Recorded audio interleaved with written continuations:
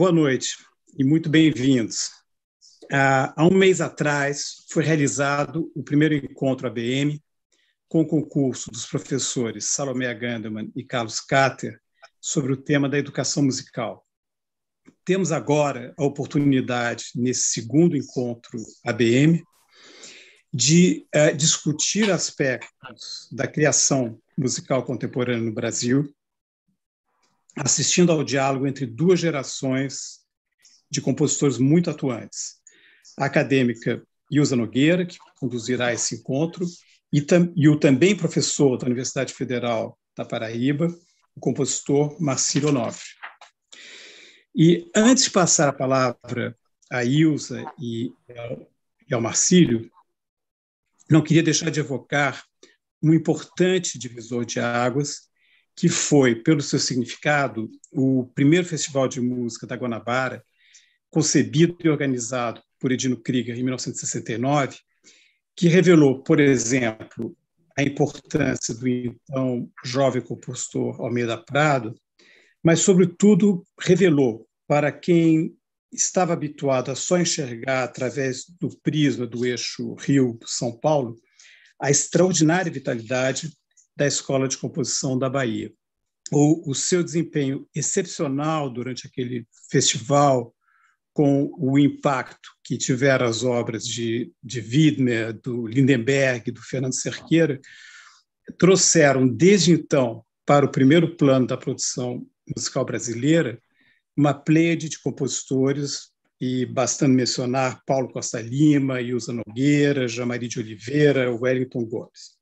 Hoje temos, então, essa grande oportunidade de entrar em contato com outro importante foco de criação musical, rico de iniciativas, tais como Compomos, impulsionado pelo compositor Eliere Moura, iniciativas essas todas centradas na Universidade Federal da Paraíba.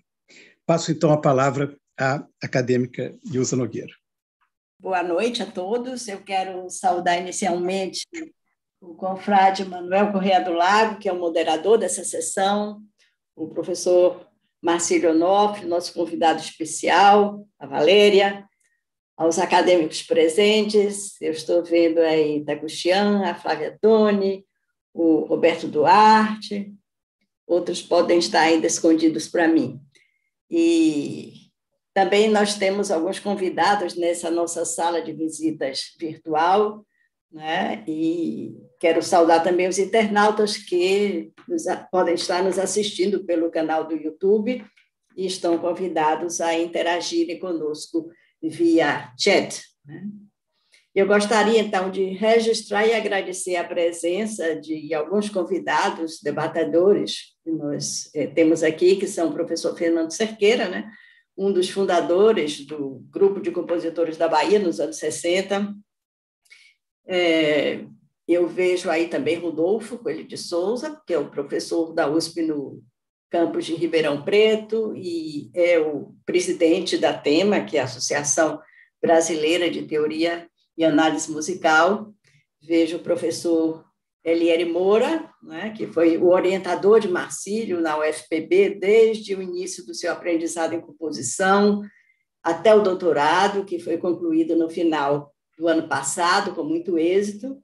E vejo também o Tiziano Rocha, que é um professor da UFPB, que atualmente chefia o Departamento de Música e coordena o Laboratório de Composição Compomos. Então, suas presenças são muito bem-vindas e nos honram especialmente, né? E quando a academia decidiu incluir um espaço para discutir a criação musical nessa sua série de encontros mensais, aliás, essa novidade, né, que, como o Manuel disse, teve início no mês passado, então, definiu-se que, para a composição, esses encontros se constituiriam em rodas de conversa, que seriam estimuladas, então, por esse debate entre um compositor sênior e um jovem compositor. Isso sobre diversos aspectos do nosso ofício, né? E eu estou tendo a honra de abrir a série de rodas de conversa junto ao compositor paraibano Marcílio Onofre, que é professor do Departamento de Música da nossa Universidade Federal da Paraíba, né? E eu digo que ele ainda é um jovem compositor, porque ele ainda não entrou na era 200, né? E ele já tem um portfólio de 51 obras selecionadas, né? Que inclui instrumento solista, eu lembro de flauta, tuba, piano, órgão, violino, viola, violoncelo.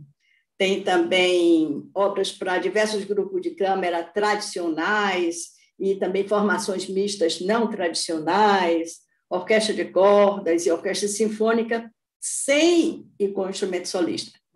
Marcílio integra o laboratório Compomos, da Universidade Federal da Paraíba, e tem alguns trabalhos de criação coletiva com outros membros do grupo, né? E dentre os grupos de câmara internacionais que têm interpretado suas obras, eu destaco o Arditi String Quartet de Londres, por exemplo, o Nouvelle Ensemble Moderne de Montreal, o Mivos Quartet de New York e o Tsilomos Ensemble de Victoria, no Canadá. Marcílio já participou de 5 bienais da música contemporânea brasileira, né? Desde 2005 até 2019, ele passou também por lá em 2011, 2013, 2015, e ele tem sido premiado também em alguns certames nacionais e internacionais, por exemplo, nos concursos, aqueles concursos Camargo Guarnieri, dos festivais de inverno de Campos do Jordão, né? Ele obteve, por exemplo, o 2º prêmio em 2010 e já em 2011 um primeiro prêmio, né? Ele tem um prelúdio para piano, que é a consciência do inimaginável, que foi finalista no concurso promovido por uma editora em Tóquio, que é a Zen On, isso em 2006. A peça É Atenos, que é uma peça para sexteto instrumental misto, teve um primeiro prêmio no Students' New Composition Competition, que isso foi no Conservatório de Sichuan, na China, isso em 2010. Tem uma peça chamada Cavaleiro da Linha do Céu, que é uma peça para trombone e quarteto de cordas, que também recebeu o primeiro prêmio no concurso Piero Bastianelli, que foi um concurso de âmbito latino-americano, realizado em 2015 pelo projeto Música de Agora na Bahia. E em 2018, também uma obra Obscuridade Visível, para flauta solo, ela ficou com o 3º prêmio no concurso de composição do London Ear Festival de Música Contemporânea. E outro destaque do currículo de Marcílio é que ele tem se dedicado também a eventos de música contemporânea. Por exemplo, desde 2006, entre 2013, aliás, e 2016, né, ele foi curador de 4 das primeiras edições do Festival Virtuoso Século XXI, que acontece sempre em Recife, sob a coordenação geral de Ana Lúcia Altino e Rafael Garcia. Então, estas são as credenciais que me estimularam a convidar esse jovem professor que inaugura aqui os encontros dedicados à composição na série de encontros ABM deste ano. Então, Marcílio, você seja muito bem-vindo. Olá, professora, muito boa noite a todos os acadêmicos, aos nossos telespectadores, né, via o canal do YouTube. Para mim é uma alegria e uma honra imensa, né, estar podendo fazer parte de um evento da academia, né, uma casa tão prestigiosa, né, que teve como seus primeiros membros lá atrás Lourenço Fernandes e o gigante Heitor Villa-Lobos, né? Então, eu me sinto absolutamente honrado em fazer parte deste evento, agradeço imensamente pela lembrança do meu nome e espero que os próximos minutos sejam bastante produtivos e que essa roda de conversa possa ser bastante proveitosa para todos nós, né? Certamente eu tenho muito a aprender com vocês. Ok, Marcílio. Vamos, então, começar a nossa conversa, e eu vou pedir a Marcílio, porque nós temos uns slides, não é? E nosso primeiro slide, ele apresenta, assim, o tema que nós vamos discutir hoje, né?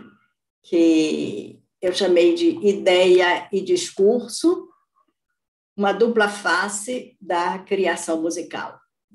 Então, este é o nosso tema, e ele é um tema bastante amplo, e por isso mesmo eu defini um modo de delineá-lo em tópicos essenciais, dos quais nós possamos dar conta em aproximados 50 minutos aqui. Então, eu concebi esses tópicos no modelo gráfico, né, que irá orientar o nosso bate-papo. E Marcílio me fez a gentileza de desenhá-lo em alguns slides, e eu vou pedir, então, a projeção desse modelo num slide sequente a esse, né?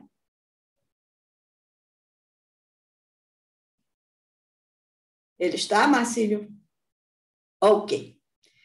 Então, nós temos aí um modelo hexagonal, onde as 6 subdivisões regulares, elas correspondem a conceitos que se enquadram no plano da ideia, que é a face superior do hexágono, e no plano do discurso musical, que é a face inferior. Então, nós temos sociedade, academia e cultura, que são ambientes que estimulam as ideias, a vida social, a interatividade acadêmica e o meio cultural. E os conceitos da face inferior, que chamamos de técnica, notação e performance, sinalizam para os processos de produção do discurso musical enquanto ideia estruturada, ideia grafada e ideia soante. Então, esse modelo ele tem o objetivo de organizar aqui nossa conversa em assuntos, né? E isso nós vamos dar conta deles nesses próximos 45 minutos, por aí. No próximo slide, nós vemos que as 3 diagonais que dividem o hexágono temático se encontram rotuladas com outros conceitos. Nós temos memória, ecologia e ética. E o ponto de interseção ao centro do hexágono corresponde ao espaço do sujeito, o núcleo de subjetividade para onde convergem as influências de ordem social, de ordem acadêmica e cultural, e que, processadas em subjetivações, vão se projetar em elaborações discursivas, em práticas de documentação e transmissão. Então, memória, ecologia e ética são valores que eu considero importantes para a funcionalidade da criação artística no mundo contemporâneo, que é um mundo marcado por tendências integralizantes e aglutinantes, né? Então, no próximo slide, eu digo, penso que é preciso manter a memória ativa em relação à história social e à tradição cultural, para que ela se projete em discursos que sejam significantes em relação à sociedade e à cultura. Ou seja, sociedade e cultura nutrem os discursos artísticos do compositor e do intérprete, cujas subjetivações realimentam as ordens social e cultural. Num próximo slide, eu diria que vemos aí o eixo da ética, não é? E eu penso que o cuidado ético ele deve transitar da academia em direção ao meio cultural e que esse cuidado pregnante no discurso documentado ele deve se refletir numa performance que é igualmente ética em relação ao ideário da obra. E num outro slide, nós temos aí o eixo da ecologia, né? E eu penso que o compositor deva buscar, no meio social, as razões de uma preocupação acadêmica ecológica que, materializada em discurso e perceptível no registro da obra, irá, então, reapresentar-se à ordem social com retornos educativos e culturais. Então, esse modelo hexagonal, que é um espaço de ideação, feitura e circulação da composição, é como nós concebemos a oficina do compositor, que apresentamos aqui como argumento para uma conversação que vai se propor crítica a respeito da criação musical e de sua funcionalidade. Então, agora eu passo a palavra a Marcílio para que ele nos apresente um pouco da sua oficina, né? Dos modos de pensar a música, de concebê-la e de circulá-la. Muito bem, muito obrigado, professora. Pensar essa minha oficina, ela passa diretamente pela minha trajetória como compositor, né? Então, eu destaquei aqui, fiz uma linha, obviamente não utilizei um segmento de reta, que seria muito artificial, né? Eu acho que para representar a trajetória de um compositor, né? Muitas vezes a gente não tem uma formação linear, que muitas vezes o instrumentista passa, né? Então, um estudante de piano inevitavelmente vai passar por certos estudos, né? Anon, Kramer, Chopin, né? E assim vai sucessivamente. A formação do compositor, hoje, a gente vê que ela é muitas vezes heterogênea, não linear, né? Um vai e vem dos saberes, né? Ad infinitum, vamos por assim dizer, né? Ou pelo menos do berço à cova, né? Então, eu pontuei aqui algumas obras que eu considero importantes, algumas delas representam certas viradas composicionais no meu output artístico, né? E eu vou falar algumas delas no decorrer dessa nossa apresentação, dessa nossa roda de conversa. Obviamente, eu tenho que citar as instituições pelas quais eu passei. Então, a Universidade Federal da Paraíba, né, é a minha alma mater, e o Laboratório de Composição Musical, o Compomos, né, é um coletivo de compositores que, desde 2003, vem atuando de diferentes maneiras no cenário local, né, produzindo discos, formando alunos, enfim, o Compomos foi a base de um curso de pós-graduação hoje que nós temos aqui, de mestrado e doutorado em composição. Então, esse trabalho iniciou em 2003 e foi conduzido pelo professor Eliere Moura e mais 6 compositores. Então, aqui são registros de como eram essas primeiras aulas de composição, enquanto eu ainda era aluno de piano, do bacharelado em piano, já que não havia bacharelado em composição na UFPB, em 2003. Né? Então, são as notas de aula do velho professor, vamos por assim dizer. Né? Cada encontro, nós tínhamos um trabalho a apresentar. Basicamente, era nos dado uma forma, um material e uma instrumentação. Né? Então, era assim que caminhávamos, né? E como todos nós já éramos, ou pelo menos a grande parte, era aluno do bacharelado, então as disciplinas de contraponto modal, contraponto tonal, história da música, harmonia, a gente via no curso de graduação. Então, nesses cursos de extensão, nós nos concentrávamos na parte mais prática. Uma outra instituição importante foi o Grupo de Pesquisa em Música e Tecnologia, o GMT, que era conduzido pelo professor Didier Guig, né? Pelo GMT, eu fui bolsista de iniciação científica há alguns anos e conheci um repertório muito especial, né? Lachermann, o Eco Andante, por exemplo, a Sequenza 4 de Berio, né?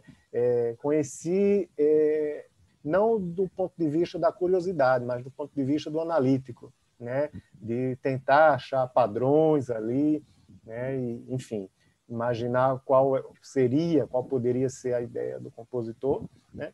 Nessa minha trajetória, os festivais internacionais de inverno de Campos do Jordão também foram muito importantes. Eu tive a oportunidade de ter contato não apenas com as obras, mas com as pessoas de Almeida Prado, José de Oliveira, Stefano Gervasoni, Claude Ledoux, Silvio Ferraz. Certamente isso foi muito importante minha contribuição, deram grande contribuição na minha formação.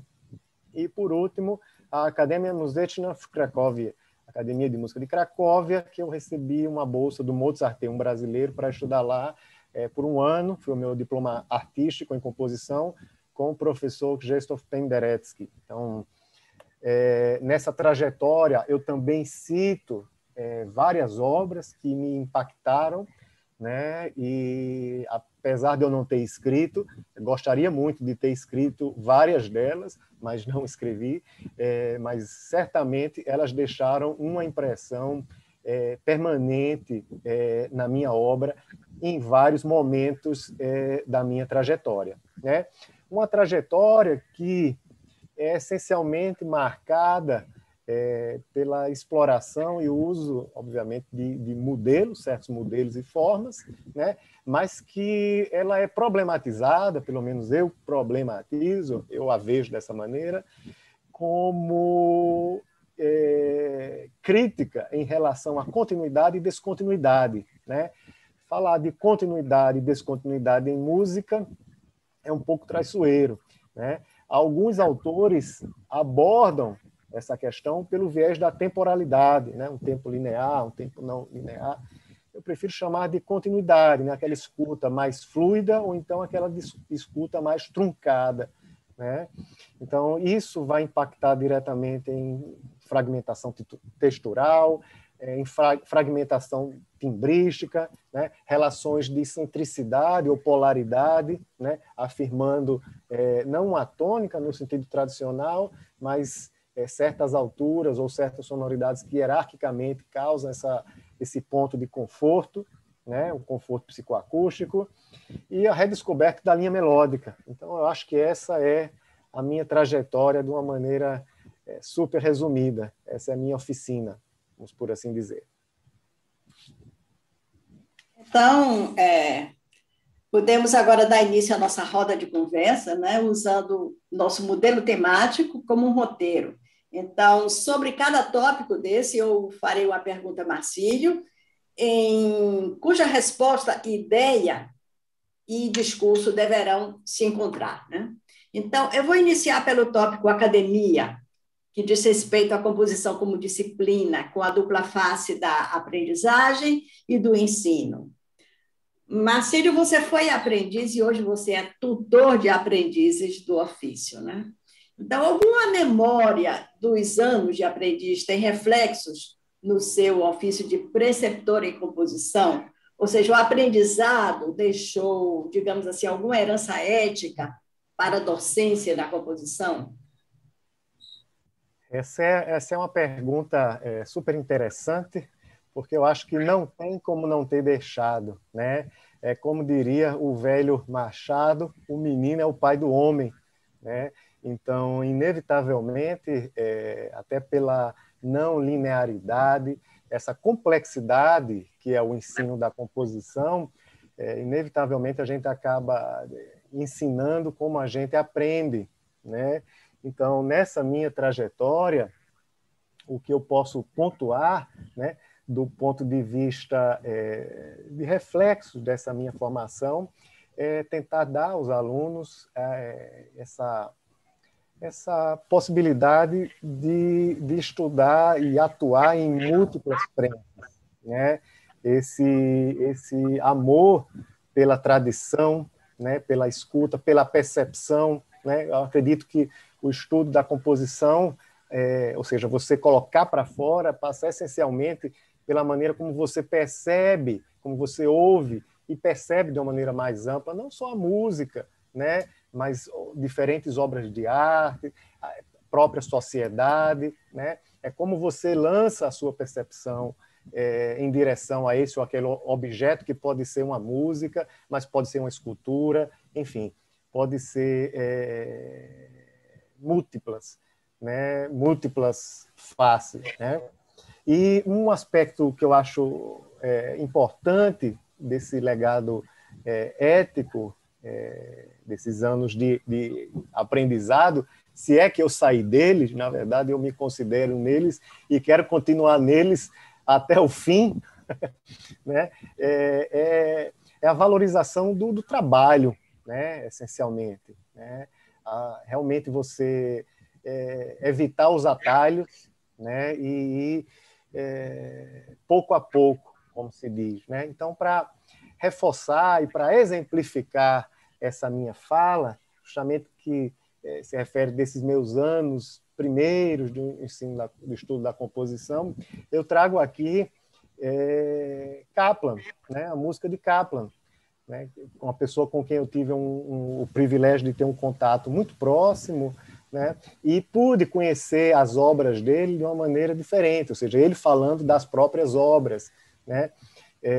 E aí você passa a ouvir as obras, obviamente, de uma maneira diferente, quando você conhece, quando você tem um afeto com a pessoa, né? Então, Kaplan trabalhava a partir de modelos, a gente já sabe, né?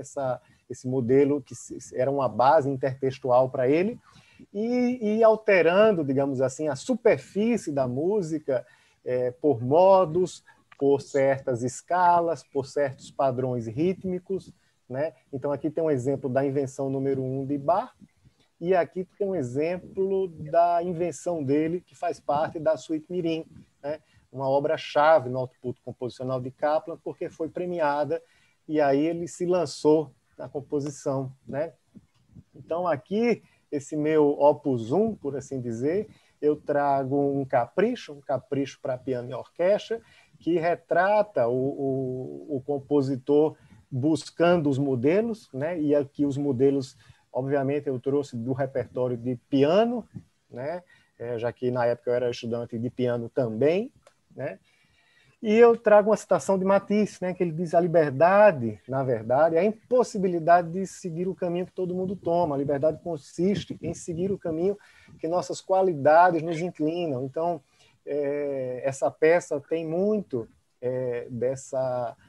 desse trabalho a partir de modelos, né? Então, tem a burlesca de Strauss, o segundo concerto para piano em Lá maior de Liszt, o segundo concerto para piano Rachmaninoff em Dó menor, né? Então, para sempre deixar uma impressão sonora, musical, eu vou trazer sempre uma obra. Então, vamos ouvir um trechinho desse capricho.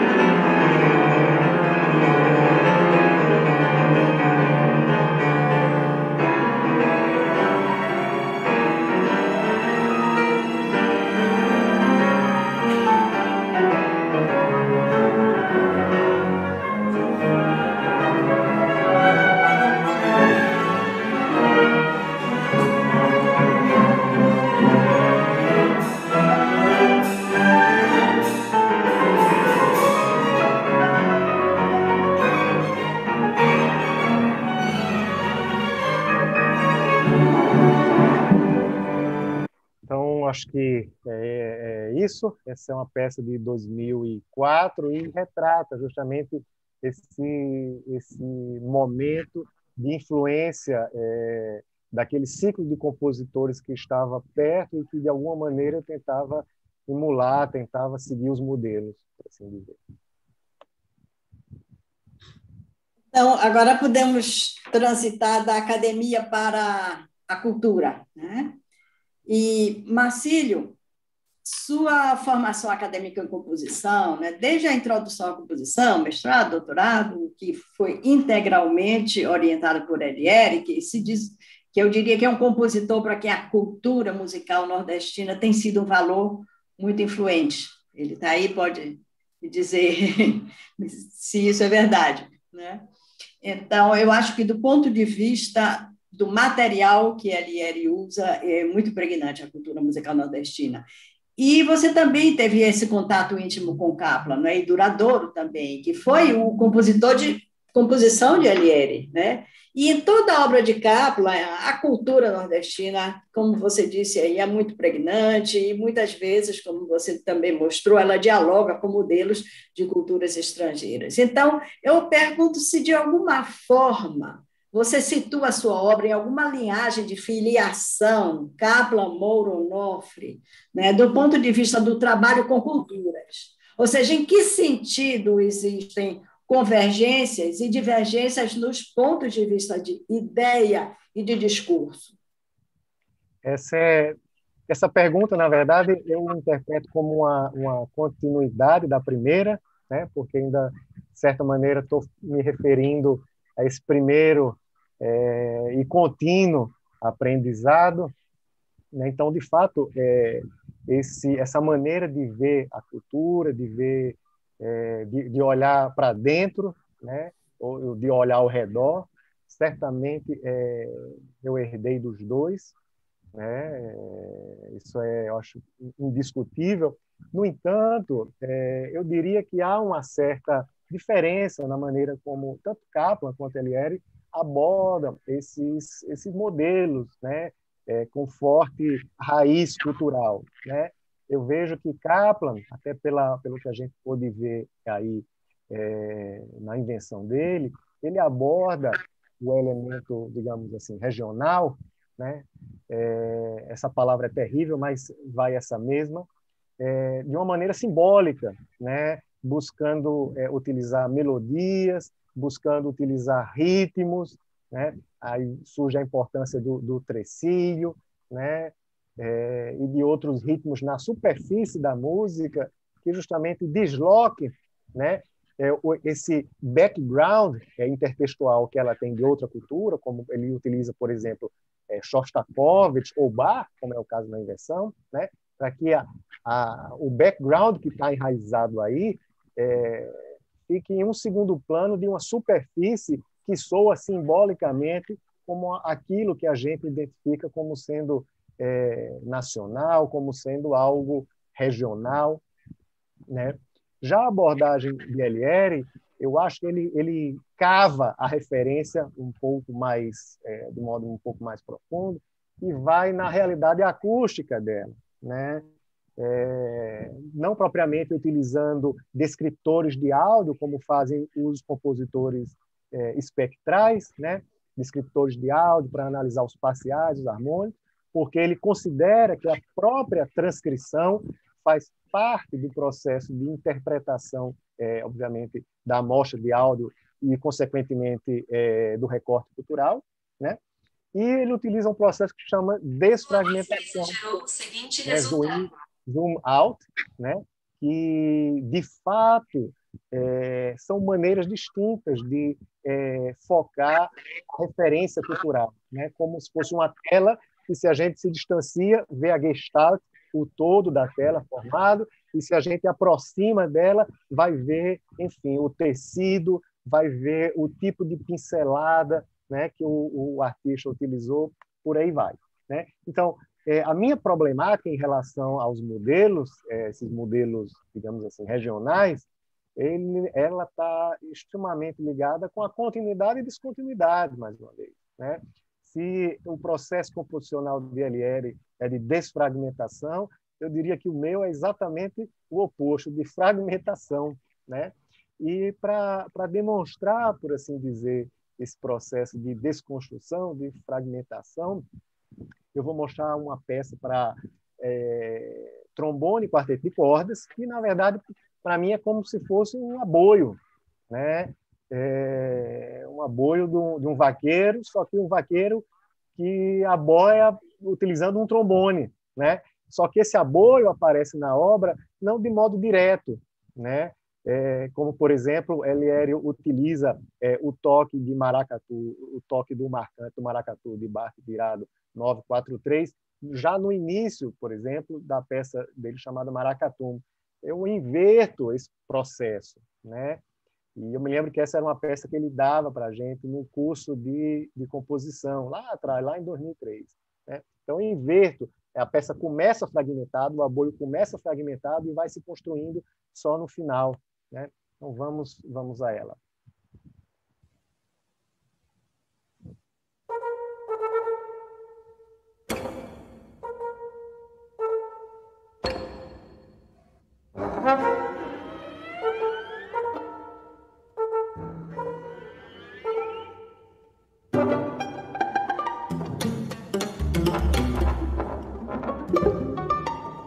Então, aqui está o início da peça, super fragmentado.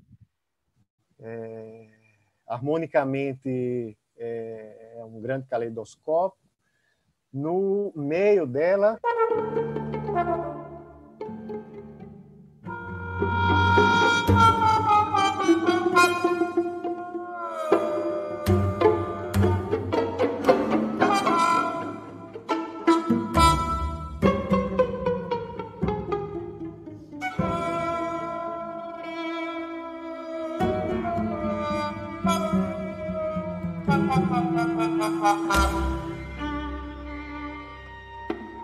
então, no meio dela eu passo a ter um pouco mais de continuidade, dada pela continuidade rítmica, e no final, finalmente, eu apresento o aboio, né? O aboio de uma maneira mais explícita.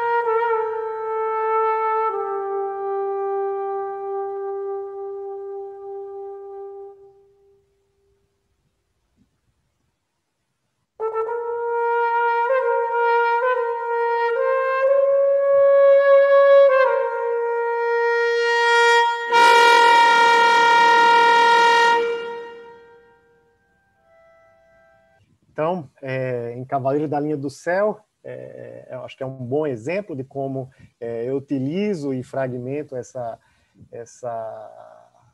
referência, né, cultural.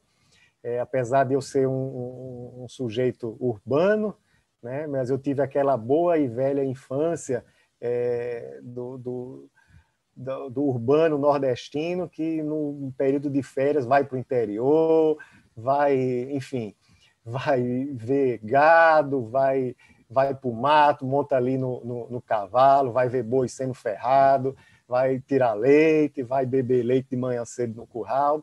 Então, esse para mim é um recorte, antes de ser um recorte cultural forte, é um recorte afetivo fortíssimo, né? Então, eu acho que é isso, essa linhagem Kaplan, LR, Marcílio passa por aí, pelos modelos e como esses modelos regionais são abordados, reconstruídos e destruídos.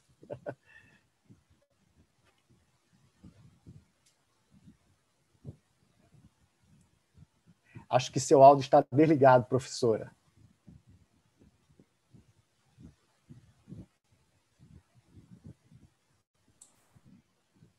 Ok. Eu ia dizendo que eu acho que suas respostas, de certa forma, já vão antecipando minhas próprias perguntas e vão se entrelaçando os módulos, né, do nosso roteiro, que agora nós chegaríamos em técnica, né?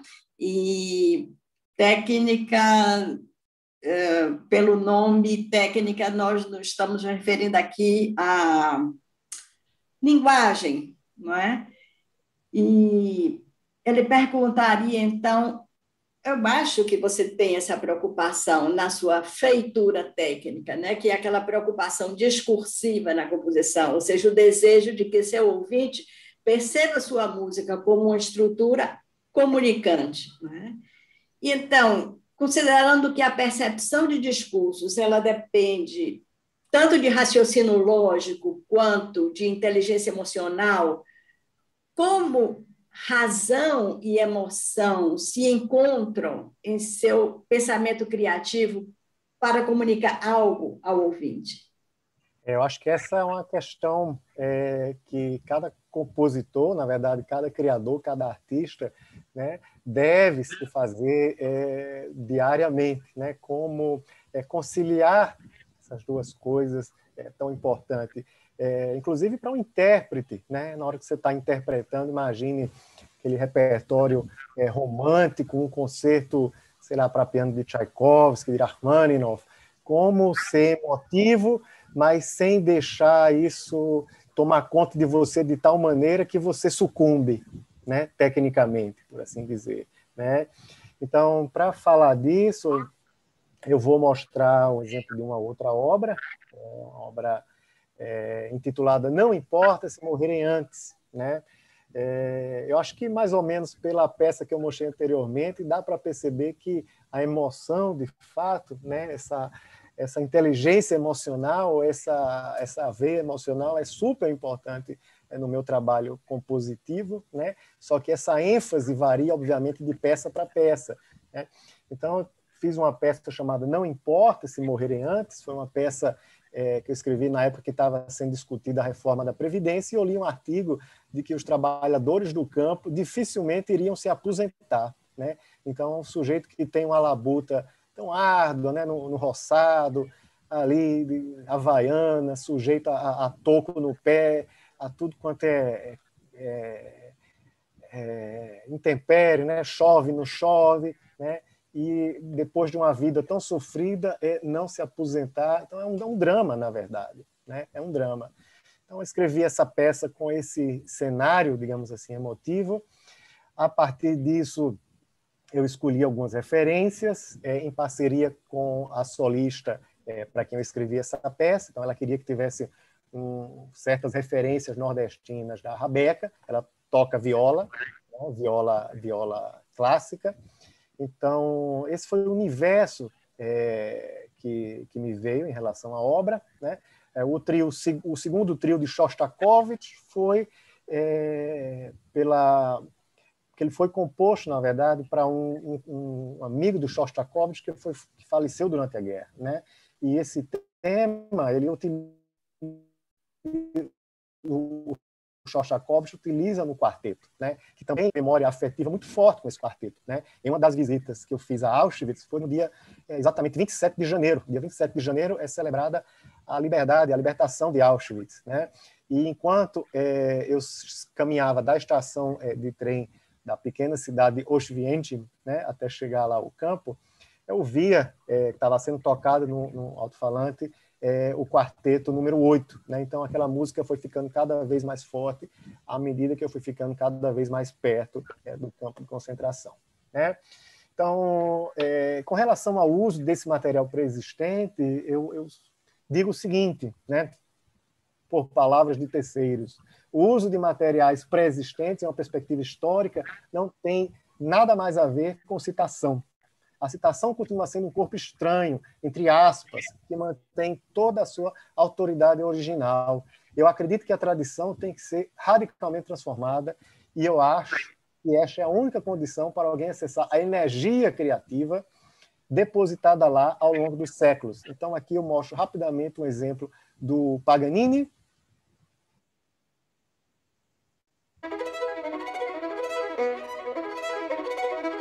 Isso é super conhecido. E a versão do Capricho número 1 do compositor italiano Salvatore Sciarrino. Vejam que há uma hierarquização paramétrica.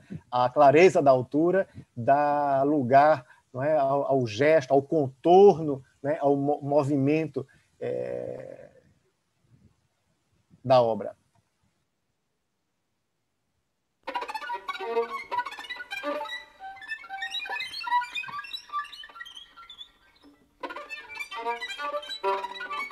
Então, é essa energia criativa que o Charino quis resgatar, quis acessar. Então, essa peça, Não Importa Se Morrerem Antes, eu utilizei também recursos visuais, né? Ela é tocada na penumbra, os músicos com pequenas luminárias, porque no final da obra eu faço meio como a Sinfonia do Adeus, de Haydn, né? Os músicos vão saindo, é como se fosse de fato morrendo, né? Até que fique apenas a solista tocando uma excelência, uma canção de ninar, né? Na rabeca. Né? Então, vou colocar um trechinho da obra.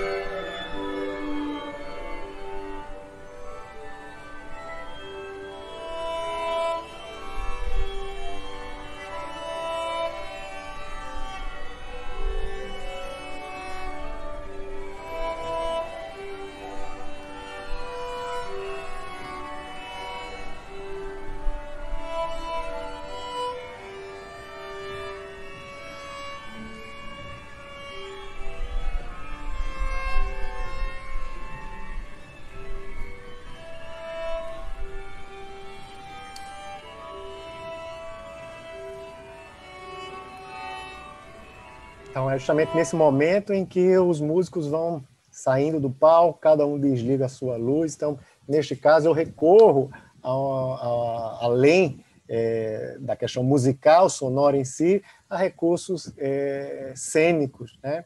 de blackout, de luz, e com o objetivo de, digamos assim, alinhar a técnica musical ao lado emocional que está contido na ideia da obra.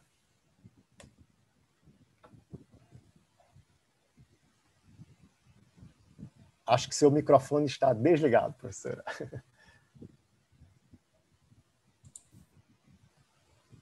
Sua resposta, Marcílio, ela me lembrou... Deixa eu ver se eu tento aqui diminuir essa tela.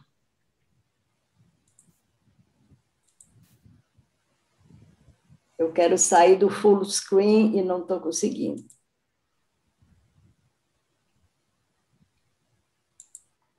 Enfim, o que eu queria dizer, não estou conseguindo, mas deixa para lá, é que a sua resposta, de alguma forma, me lembrou uma frase de Ariano Suassuna, que data dos anos 70, que eu vi ontem, porque estou fazendo uma homenagem aos 50 anos do movimento armorial, né? E eu vi um vídeo muito bonito que está no YouTube, né, do Quinteto da Paraíba, está até no canal do Quinteto da Paraíba, sobre essa homenagem. Então, Ariano diz assim, eu até anotei, né? Eu sou um tradicionalista, mas exatamente porque eu sou um tradicionalista, eu quero que se renove a tradição. Tradição é uma coisa muito diferente de rotina. Tradição é um chão forte no qual a gente firma os pés para partir para a renovação. E eu achei isso muito bonito, e eu disse, eu vou anotar, e achei agora a oportunidade de mostrar, então. Vamos agora, então, falar sobre notação, né? E minha pergunta sobre notação vai ser um pouco mais extensa, porque eu quero me referir aqui a um livro que eu conheci há aproximadamente 10 anos e que me inspirou a escrever um artigo sobre o texto musical, considerações sobre manuscritos e edições eletrônicas, que está publicado nessa revista Música em Perspectiva, foi publicado em 2009. E traduzido ao português, esse livro que eu me refiro se chama Oralidade e Cultura Escrita, a tecnologização da palavra. E foi publicado aqui pela Papyrus, no fim da década de 90. O autor é um norte-americano já falecido, né, o Walter Ong, era um sacerdote, e ele foi professor de literatura inglesa na Universidade de St. Louis, e me chamou a atenção o fato da sua ligação com Marshall McLuhan, né, que foi seu orientador na tese do mestrado em língua inglesa.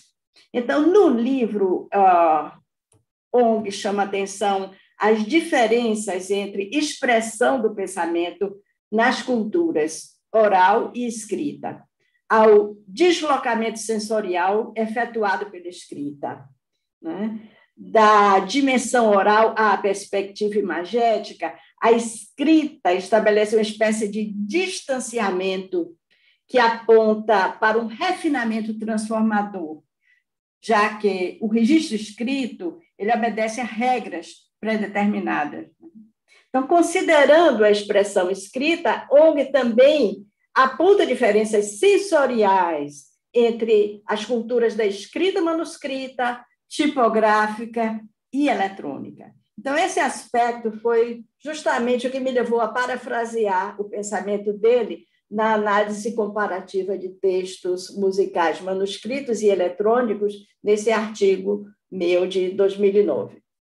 Marcílio, sua geração se distancia essencialmente da minha, de muitos que estamos aqui, pela tecnologização da escrita musical. Então, minha geração, ela desenvolveu caligrafias musicais que não somente concediam uma identidade autoral, mas principalmente transmitiam no grafismo dos símbolos e no layout da página uma forma que eu diria singular e sensível de pensar e sugestionar a interpretação. Você, muito certamente, não escreve manuscritos, mas pode até ter sido intérprete de obras manuscritas, né? Eu não quero fazer nenhuma apologia a manuscritos e reconheço as grandes facilitações das edições eletrônicas. Eu pergunto a você, que é um instrumentista que se tornou compositor na era da anotação tecnológica, né? Se você experiencia conscientemente quando escreve música, o que Walter Ong considera sobre a escrita? O aspecto reducionista, considera a perda de uma presença autoral e a reestruturação do pensamento que a escrita suscita. Isso é uma pergunta difícil, né? Porque, na verdade, eu até utilizo uns manuscritos, sim. Não chego a escrever toda a obra na mão, mas determinadas passagens, o início, né? Esse sopro inicial, muitas vezes, é um sopro espontâneo, né? E que é muito mais rápido você escrever na mão do que ir para o software e lidar com aquela configuração que ele está ali programado para te apresentar a priori, né? Então, eu tenho alunos, comumente, que eu vejo os alunos trazendo as peças com semínima igual a 100. Então, são 3, 4 alunos, eu já cheguei a passar o trabalho, e todas as 4 peças tinham o mesmo andamento, semínima igual a 100. E todos utilizavam o mesmo software, né? Então, é um andamento padrão que vem lá no software e, de certa maneira, modula, né, a criatividade, enfim, a maneira de lidar com a criação musical, né? Então, eu vejo que o tempo, a maneira como o compositor sente o material musical que ele está colocando no papel, quando ele escreve à mão é um, e quando vai para o software, para o aplicativo é outro, né? A escuta é muito mais lenta, é uma escuta analógica na escrita analógica, né? Quando você escreve à mão, por assim dizer. Quando você escreve no software, dependendo da prática que você tem, é uma armadilha, você pode facilmente fazer muita coisa, já tem muita coisa pré-configurada, o famoso copiar e colar, né? É muito fácil, é muito prático, né? Então, enfim, leva tempo para, digamos assim, tornar o software analógico, né? E ter a liberdade a partir do software, né? E se livrar de certos fetiches notacionais também, né?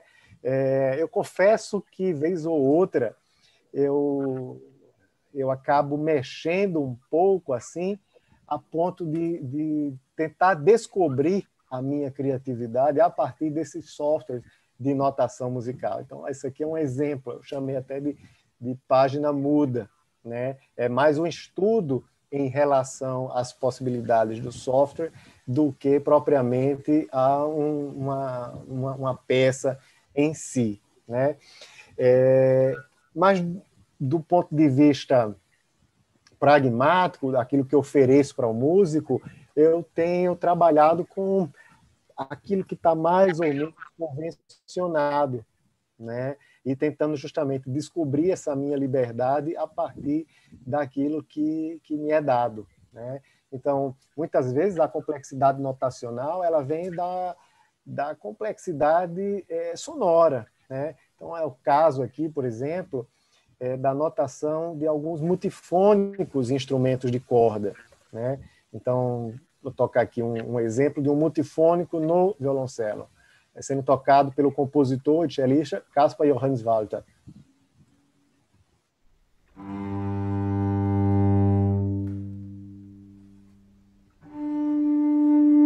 Ele toca primeiro os harmônicos naturais e depois produz o multifônico.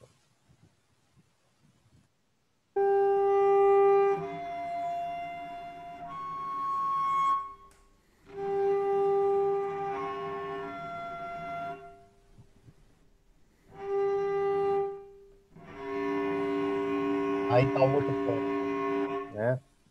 Então, muitas vezes, para notar determinadas coisas, você precisa, enfim, desenvolver certos recursos. E no piano, por exemplo, toca harmônicos naturais e depois toca multifônicos.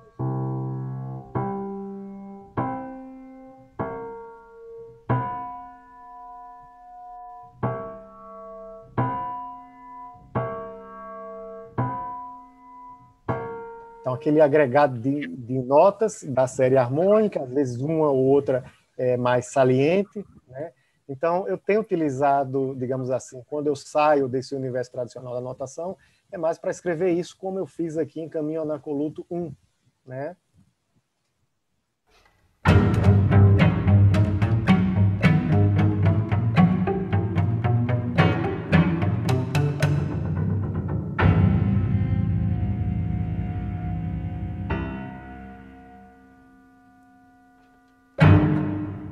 Então, aqui eu quero uma espécie de um meta-instrumento em que o cello e o piano se encontrem como percussão, né? E, além disso, a exploração do multifônico em uníssono nos dois instrumentos, né? Essa parte percussiva fica mais evidente, essa união, esse meta-instrumento, nesse outro exemplo aqui. Então, isso vai, obviamente, me trazer certos problemas notacionais.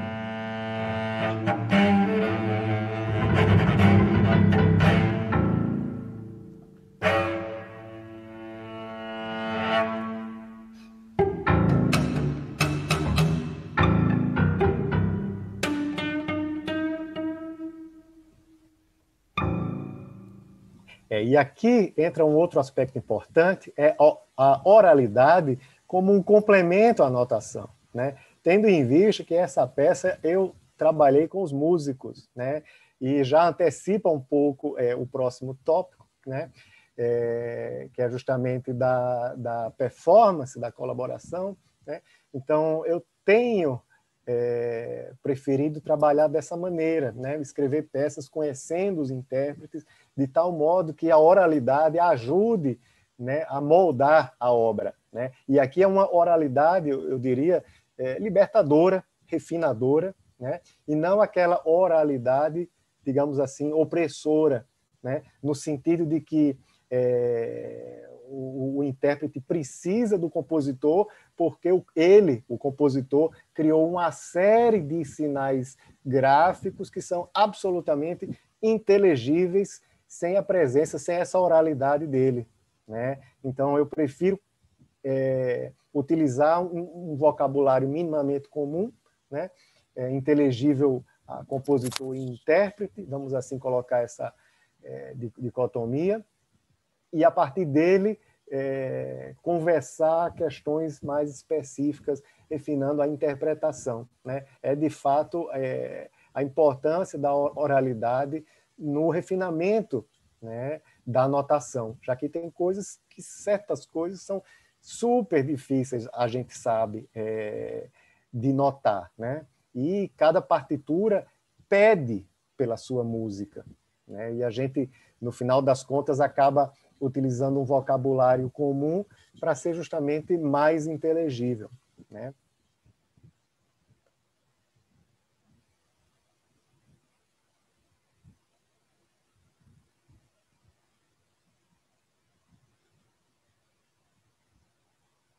Acho que seu microfone está desligado, professora.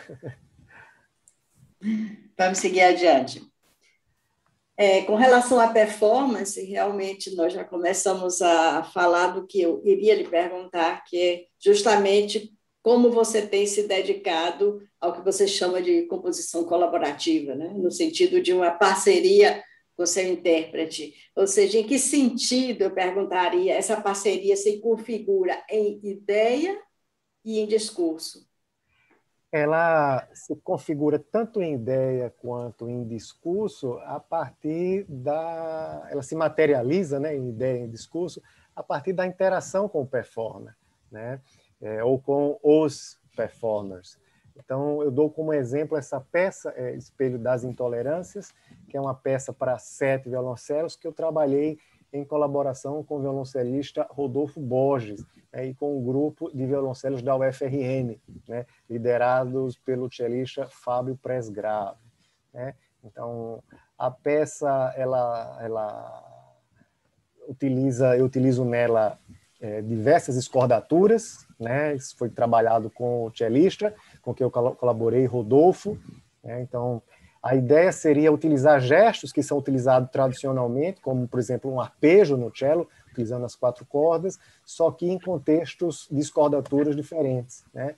Como, por exemplo, aqui, deixa eu ver se eu consigo tocar isso aqui.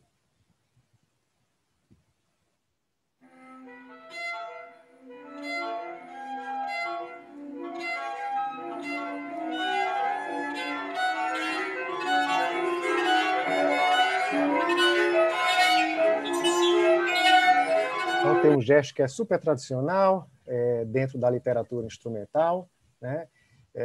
De sonata de Beethoven, enfim. E esse gesto ele é o mesmo para todos os instrumentos, só que como cada um está com escordatura diferente, vai soar diferente, né? Era uma peça que eu estava tratando com a intolerância, nesse caso a intolerância psicoacústica da dissonância, a dissonância entre iguais, né? Então, por isso, 7 violoncelos, né? Então, foi trabalhado com um grupo de violoncelos lá da UFRN. Aqui o trabalho de colaboração, os ensaios com o Rodolfo, né? Ele estava tocando um multifônico, algo que eu tenho me interessado nessa pesquisa nas últimas peças, e vou colocar o trechinho, o iniciozinho dela aqui.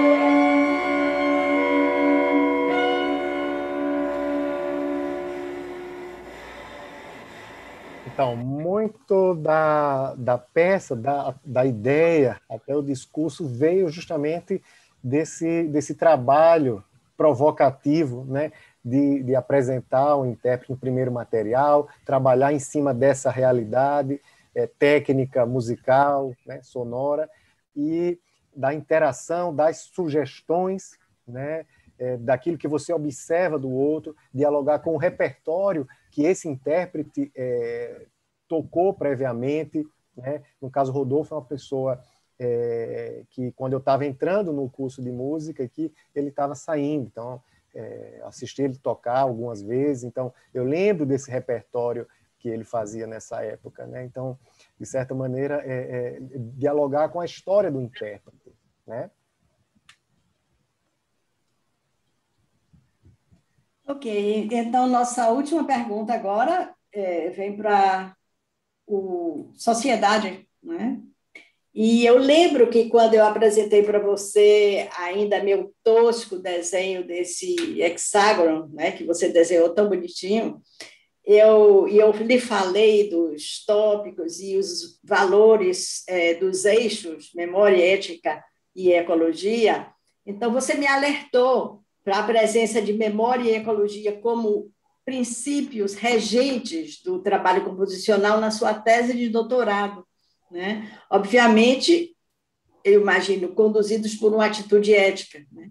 Então, esses valores, inclusive, eles estão configurando o subtítulo de sua tese, né? Que é Frases por um viés ecológico da criação musical, contextualizado pela memória, pelo esquecimento e pela referencialidade.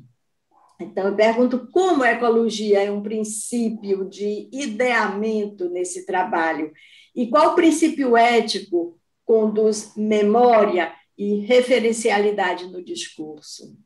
Então, ao me referir à ecologia, é uma noção, obviamente, mais ampla, né, dela, não apenas uma preocupação direta com o meio ambiente, que também é muito válida, né, mas com a ecologia do próprio meio musical, né, de fazer música, de como interagir com a sua comunidade local, com a minha realidade local. Eu acho que isso é extremamente importante, né? O compositor tem um papel extremamente importante no meio em que ele está inserido, né? Um papel de educação, de colaboração. Tudo isso faz parte do papel do compositor, assim como isso que eu estou desempenhando, esse que eu estou desempenhando aqui, não é? Que é falar, né? Não é só compor música, mas falar sobre a música, falar sobre sua maneira de pensar. É uma maneira de interagir, tudo isso é uma maneira de interagir com a sua ecologia, né? Com aqueles organismos organismos e instituições que estão próximos ou nem tão próximos, né? Então, esse é um primeiro aspecto, né? Há também essa preocupação social, né? Então, que a gente tem visto explodir nos últimos anos aí ao redor do mundo. Então, vários compositores dialogando com esse meio social a partir das peças. Por exemplo, o Georg Friedrich Haas tem uma peça para trompete solo chamada I Can't Breathe.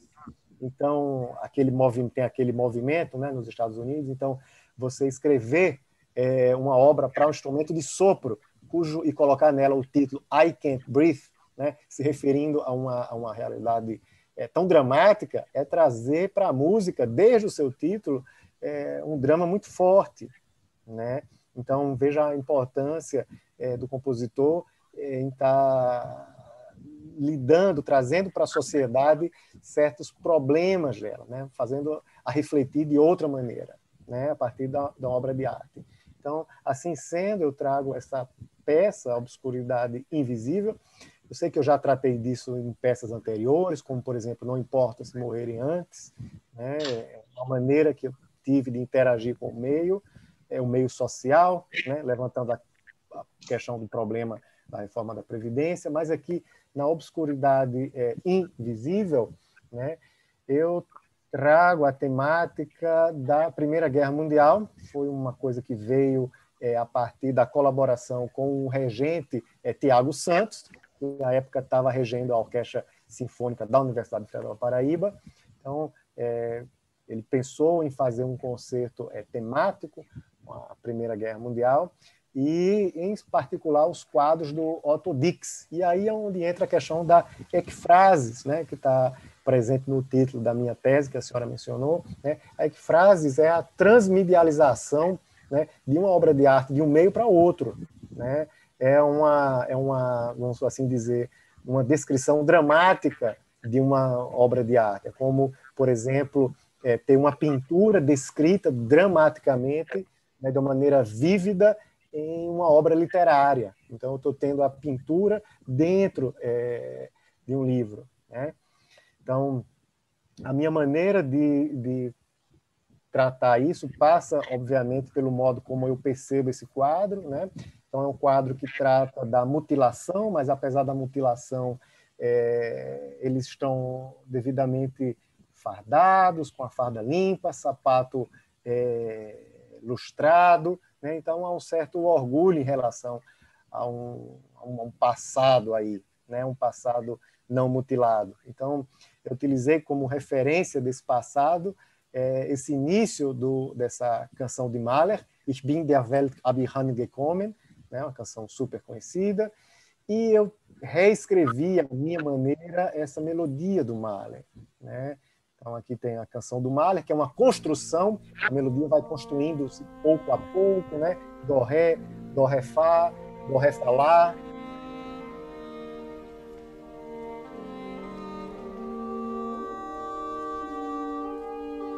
E a minha maneira, como eu abordo isso, o som não é dos melhores, é um sonzinho do computador, só para a gente ter noção.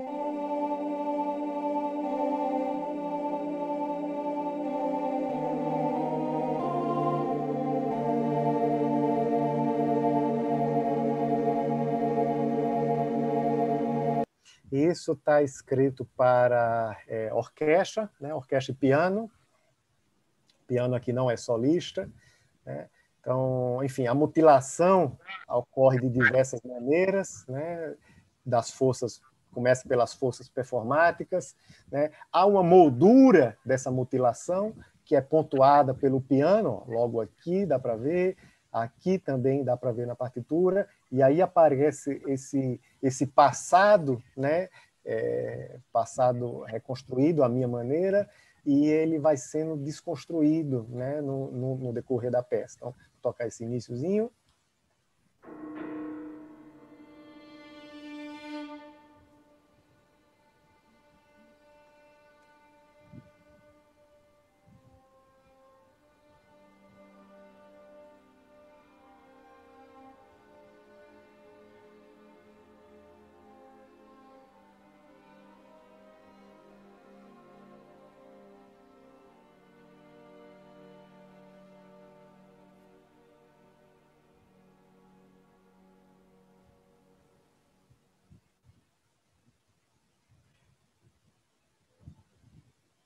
Então, aqui está o início, e depois, enfim, começa o processo que eu chamo aqui de invasão, né? É uma invasão que vai gerar a mutilação. E, já pulando para o final, o extremo da mutilação, né?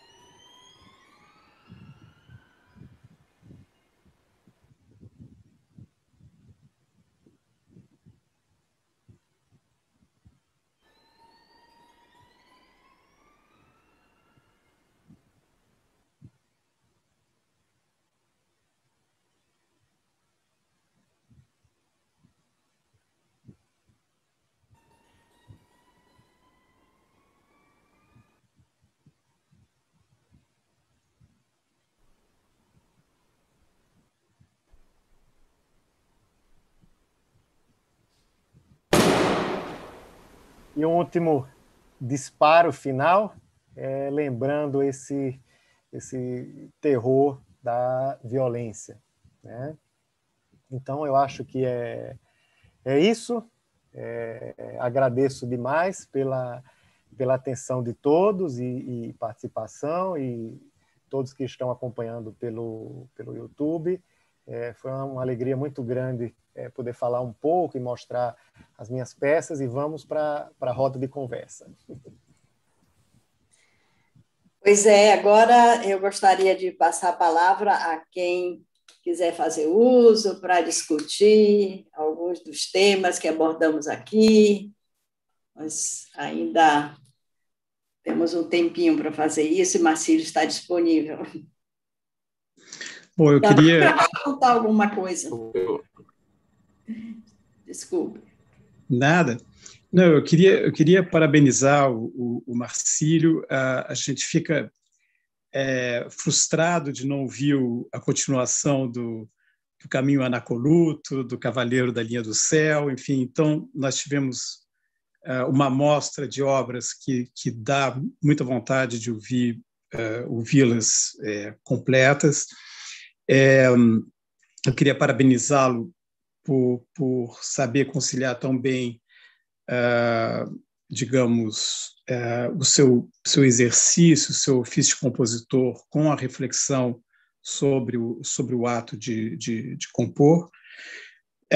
Ilza, eu queria te dizer que eu achei magistral todo esse esquema que foi nos conduzindo de uma dimensão para outra ao longo dessa exposição, e que eu acho foi uma maneira incrível de usar bem o tempo, e dentro desse tempo limitado podemos ter uma ideia, pelo menos, da densidade do que está sendo feito pelo Marcílio.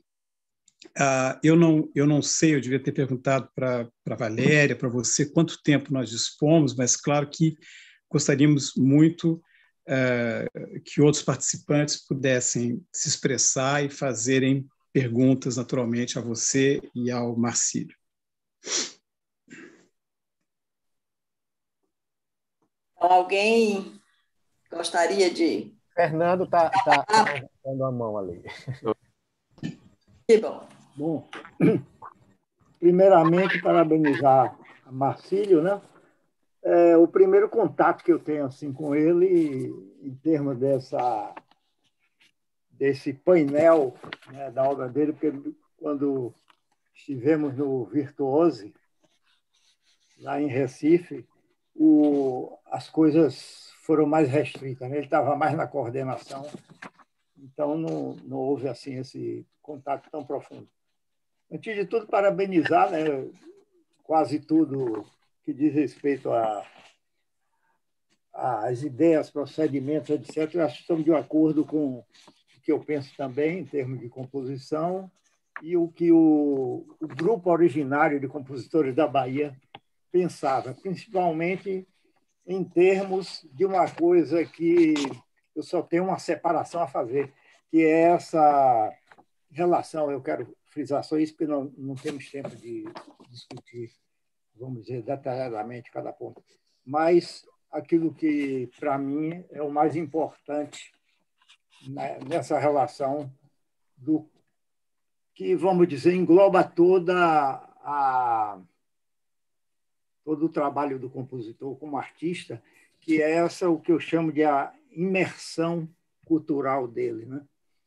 Então, a imersão não no sentido do sujeito distanciado daqueles símbolos, mas ele, vamos dizer, nascido ali, né? Então, é como se a cultura fosse aquilo que você vomita, não é aquilo que você se distancia e usa como modelo.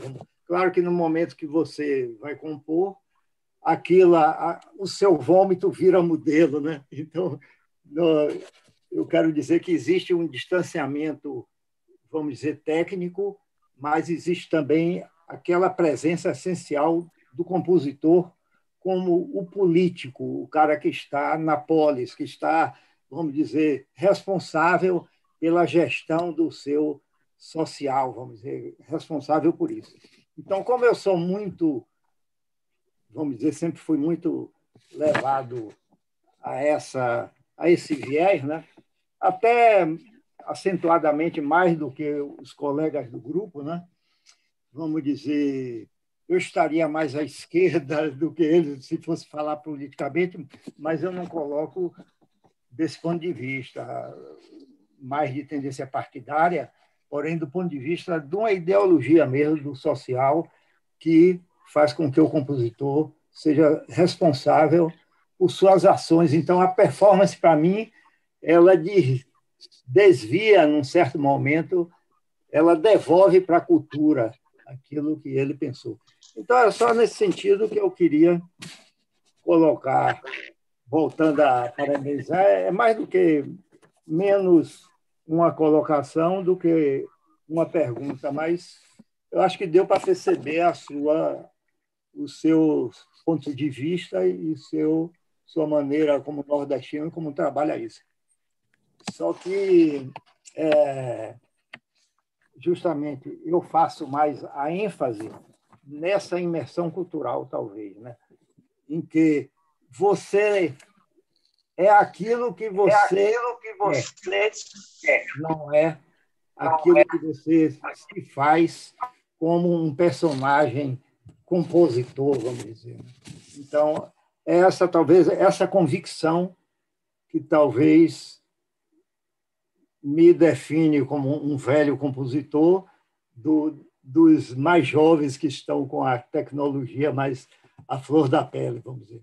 Para mim, a sociedade estava mais à flor da pele, até porque não tinha os meios que se dispõem hoje, né? Então, tudo era manuscrito mesmo, era grafado, então a ideia às vezes saía do traço, a ideia musical, né? Em certas obras. Então, é isso que eu quero colocar. Não dá para a gente discutir muito, mas é mais fazer esse paralelo com você. Parabéns pelo seu trabalho. Essa ideia a ideia, não é, sair do traço. Eu me lembro muito de uma peça de Widmer, Jahrestraumzeiten, que quando eu fui tentar colocá-la nos marcos históricos, eu digo, não posso nunca fazer uma edição digital dessa obra, porque não vai servir. Porque todo o traçado dela, inclusive o layout na página, querem, digamos assim, simbolizar aquilo que, inclusive, ele colocou como ilustração na capa, desenhos, né, do inverno, da primavera, do verão, do inverno, as curvas, como ele fazia, as ligaduras, enfim, tudo isso inspira o intérprete. É uma observação só. Só para completar sobre o problema do software, eu sou um exemplo disso. Comecei a aprender o Finale número 1 com Jean-Marie, né? Foi quem me introduziu na informática com aqueles computadores anteriores ao XT. Então, era bem mais cheio de bugs do que hoje, né? Então, no momento que eu comecei a dominar um pouquinho o Finale, descobri que ele queria me ensinar a compor. Então, era diferente. Como você falou, né, a dificuldade dos alunos, existe realmente, imagine para os compositores que vieram dessa geração dos anos 60 para cá, né? Onde a gente tinha uma notação, de certa forma, arquitetônica, né? Um desenho arquitetônico mais do que a notação musical, né? A gente tinha essa liberdade de fazer os traços. Então, de repente, o final ele lhe mensura, né? Faz com que você volte de novo ao compasso que você tinha rompido aquela uniformidade desde Bartók, né? Desde Stravinsky, você tentava romper, aí ele lhe traz mais essa dificuldade. Então, eu descobri que o computador é mais um compilador do que um criador, então você tem que brigar com ele. Tá bom, vou deixar espaço para os outros. Lieri.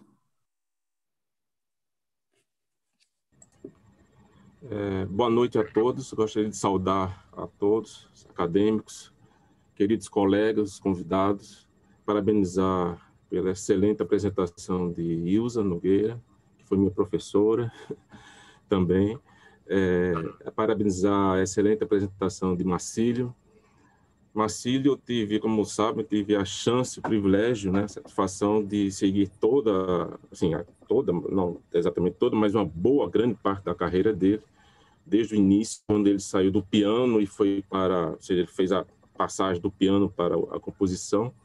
Eu até gostaria de perguntar sobre isso também, porque ele fez naquele tempo, o que foi que o motivou, né, deixar o piano, né, e ir para a composição. Dizer que Marcílio sempre foi um aluno excepcional, aquele aluno com o qual a gente aprende, né? Não somente ensina, mas tanto ensina quanto aprende, e continua a ser um profissional, tanto compositor como professor excepcional também. Então, um grande privilégio, uma grande satisfação estar aqui, e parabenizo os dois por esse excelente trabalho. Eu comecei a anotar aqui várias perguntas, não vou fazer todas elas, mas algumas curiosidades, né? Talvez Marcílio pudesse esclarecer, e conhecendo o pensamento, um pouco do pensamento dele, talvez seja interessante motivá-lo a falar sobre isso. A música de Marcílio, a gente percebe que ela é presa a uma ideia, né? Ela sempre tem uma ideia muito forte no início, já que Ilza seguiu esse caminho, a ideia e o discurso. A música dele é muito forte na questão da ideia, ela depende de uma ideia. Então, uma primeira pergunta seria: até que ponto essa ideia sobrepõe ou não a questão do discurso? Até que ponto o discurso é dependente da ideia, ou até que ponto ele se transforma no decorrer da composição? Essa seria uma pergunta. Eu já vou fazer algumas, tá? Perdendo que a ideia é muito forte, né? Pelo título, pelas referências, pelas intertextualidades, né? Pela frases, né? Tem sempre alguma coisa muito forte amarrada à ideia. Então, até que ponto isso domina a sua linguagem musical, o seu material, o seu discurso, ou esse discurso transforma essa ideia? Como é esse diálogo? Essa seria a primeira coisa. Uma segunda pergunta seria: Marcílio ainda busca ser original? Você busca a originalidade? Essa é a segunda pergunta. Certo? Até porque isso dialoga com um movimento muito forte que a gente tem aqui na Paraíba, inclusive, muito perto da gente, né, de um grupo de compositores em que, contrastando com o que, por exemplo, o Marcílio faz, que é uma música que, ela, apesar de ter muitas nuances, mas ela ainda vê-se, até pela fala dele, que ela é muito estruturalista, né? Um certo, não diria um positivismo dela, mas ela ainda ela permeia estruturas. Mesmo que essas estruturas estejam muitas vezes arraigadas no passado, na tradição, em referências, intertextualidades e em transformações novas, ou de linguagem, timbrísticas, de notação, né, de efeitos nos instrumentos, né? Então, essa transição entre o passado, a tradição e o novo, pelo menos das linguagens dos anos 80, 90 e dos anos 2000, etc., do contemporâneo, né? Ele faz essa transição. Inclusive, na superfície da música, a música é mais tem mais parece ter mais essa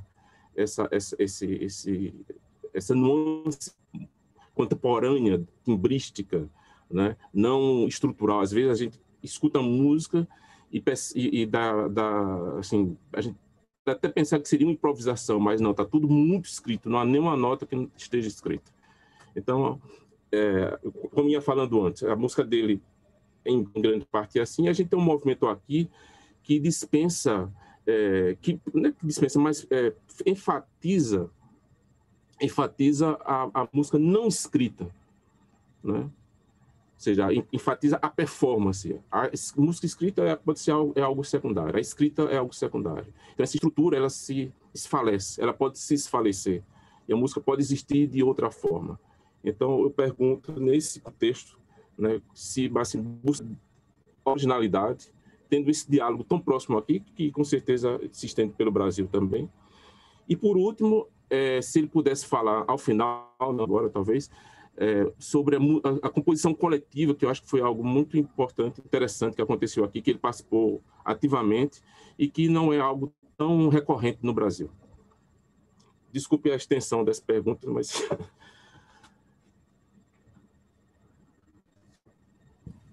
Então, vamos lá. Obrigado, Fernando, por sua fala. Obrigado, Eliere, pelas perguntas.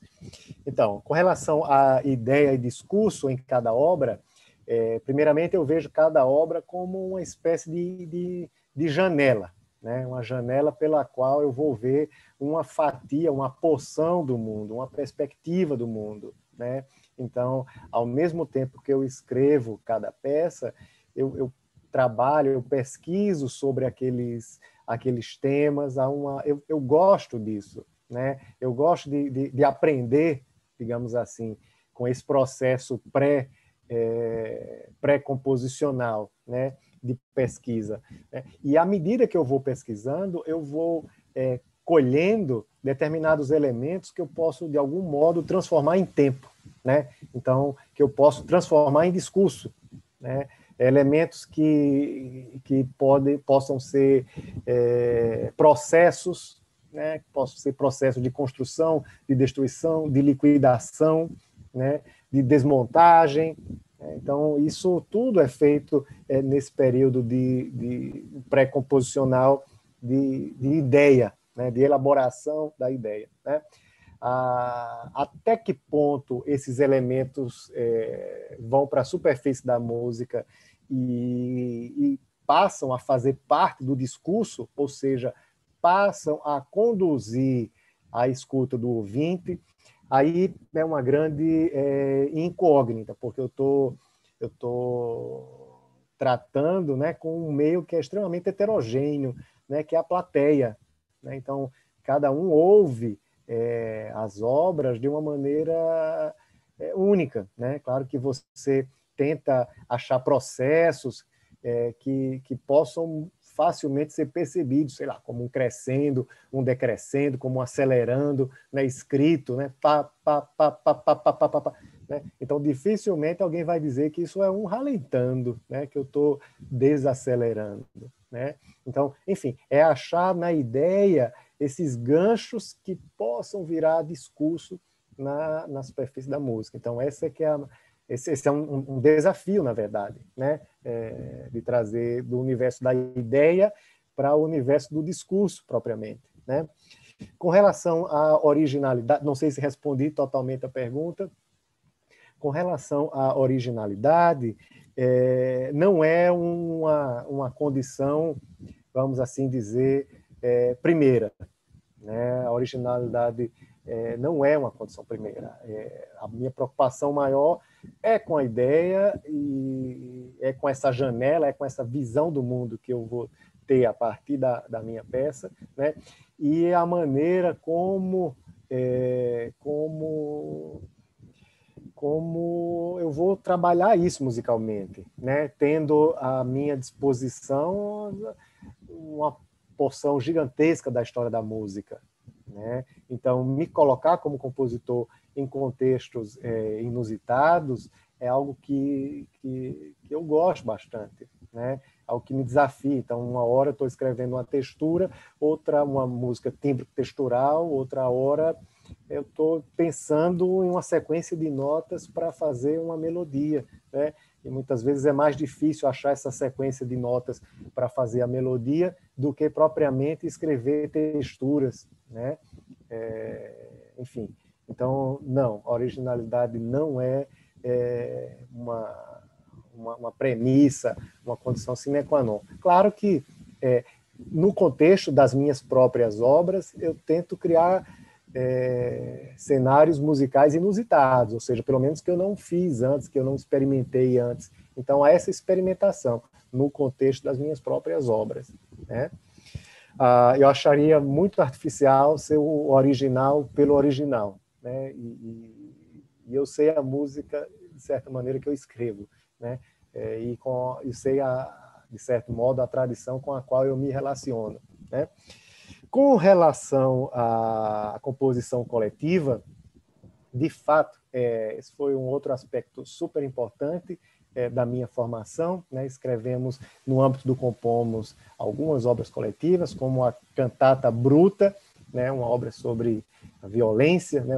As várias violências, e também o espetáculo Eu, Augusto, em comemoração aos 100 anos do livro Eu, né, do escritor paraibano Augusto dos Anjos. Então, esse é um outro aspecto que eu acho importante, mas que está relacionado com a pergunta anterior, porque ao trabalhar colaborativamente, né, muitas vezes compartilhando material, a gente se vê em uma situação inusitada, né, que você não faria corriqueiramente, a priori. Vou começar a escrever uma peça dessa maneira, né? Então você começa a fazer parte de uma cadeia, de uma engrenagem em que você parte de um pressuposto de que sua linguagem vai ser respeitada, né? Não se discute isso, né? Isso não é discutido, essa autonomia não é discutida, ela já é dada a priori, né? Mas, ao mesmo tempo, você tenta se aproximar da música do outro, pensando em algo maior, que é a obra que está sendo gerada a 4, 6, 8, 10, 12 mãos, né? Então, muitas vezes, você cede espaço para a música do outro, você acaba avançando na música do outro, você acaba tomando emprestado material da música do outro, né? E apesar de parecer lúdico, né, uma atitude lúdica, na verdade, é essencialmente uma postura extremamente humana, né? Eu acho essencialmente humana, de partilha, de construir junto, de dialogar, né? Dialogar em um contexto de diferença, né? Isso é muito importante, e parece que a gente tem perdido isso, né? Não só aqui, mas em um cenário mais amplo, né? Então, no mínimo, um excelente exercício de civilidade e empatia.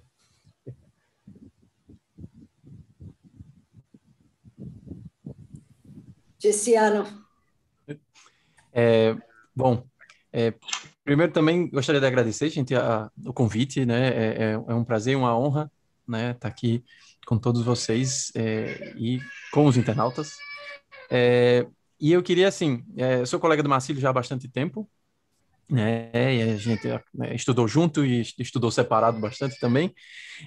E uma coisa que eu ia apontar, talvez não seja uma pergunta também, como o professor Fernando falou, que ele aborda também, o professor Fernando aborda também, que é sobre a questão da notação. Eu pensei até em lhe perguntar alguma coisa sobre identidade, sociedade e cultura, né? Mas eu achei tem um campo aí no meio do caminho que eu acho muito interessante, que nas tuas obras, que é o seguinte: a notação musical é uma ciência em si, né? Ela já era antes da tecnologia, né? Em termos de ela ser a solução possível, né? Até certo ponto de uma comunicação gráfica, né? De como a música pode virar uma performance que normalmente é o seu último fim, vamos dizer assim, ou pelo menos o seu primeiro fim. E uma coisa interessante é que, como ela levantou, né, que existe, por exemplo, uma discussão sobre a questão de não ter, às vezes, notação, ou não pensar sobre ela dessa maneira, para tentar se libertar. E, ao mesmo tempo, lembrando que o professor Fernando falou, e que você tinha falado também das limitações que o software traz para a gente, né, que meio que impõe, né, porque ele precisa impor alguma coisa para se apresentar, né, na nossa frente.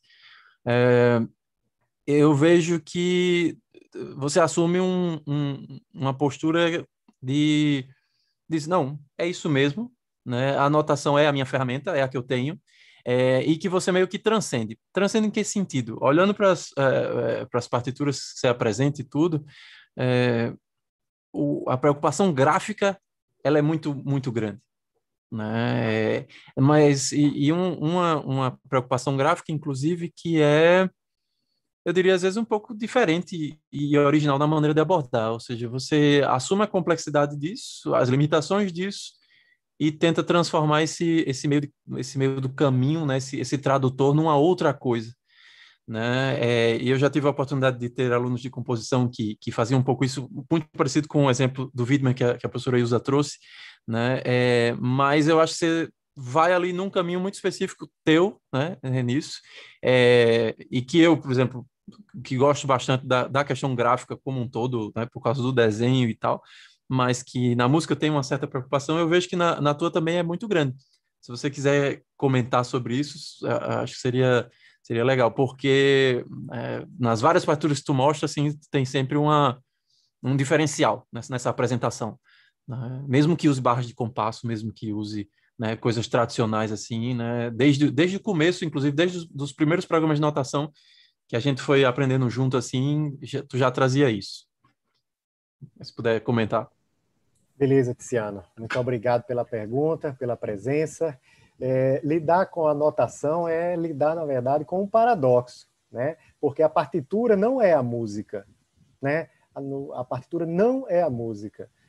No entanto, é um entremeio ali que a gente acaba formalizando uma possibilidade da música que eventualmente está na cabeça para comunicar com o outro, né? É por isso que eu falei que cada música tem a sua partitura, né? Mas imagina a gente estar inventando e reinventando a notação em cada obra, né? Então você meio que tenta